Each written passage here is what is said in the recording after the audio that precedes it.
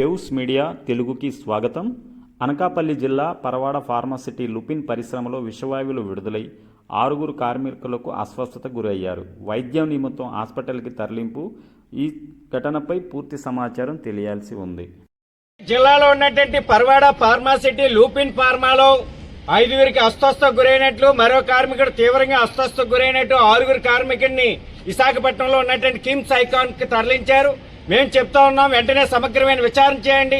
ఎందుకు ఈ రకంగా అస్వస్థతకు గురయ్యారు, అస్వస్థతకు గురవడానికి ఏ వాయువులు కారణమయ్యాయి?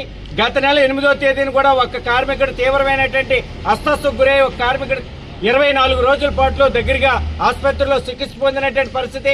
అందుకని భద్రతా ప్రమాణాలు గాని, వాయువులు విడుదలైనప్పుడు తీసుకోవాల్సినటువంటి జాగ్రత్తలు గాని, అన్నింటి మీద కూడా సమగ్రమైన దర్యాప్తు విచారణ చేయవలసినటువంటి అవసరం ఉంది. ఇప్పటికే డిప్యూటీ ఇన్స్పెక్టర్ ఆఫ్ ఫ్యాక్టరీ ఒకవైపు విచారణ చేస్తున్నాడు, మరోవైపు ఏదైతే డీఎస్పీ ఉన్నారో, సిఐ ఉన్నారో, అలాగే రెవెన్యూ అధికారులు వీళ్ళందరూ కూడా ఇప్పుడే పరిశ్రమకు వచ్చినటువంటి పరిస్థితి. అందుకని మేము చెప్తా ఉన్నాం, గతంలో కూడా పరిశ్రమ యాజమాన్యం వచ్చేటువంటి వైఖరి తీసుకుంది.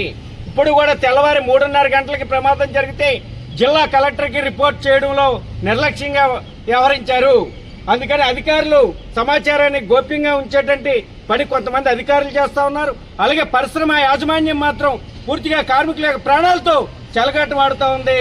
లుపిన్ ఫార్మాలో గతంలో జరిగినటువంటి ప్రమాదాన్ని కూడా యాజమాన్యం దాచివేయాలని చూసింది. కార్మికుడి యొక్క ప్రాణాలతో చెలగాటమాడింది. అందుకని ఇట్లాంటి పరిశ్రమ మీద సమగ్రమైన దర్యాప్తు చేయండి.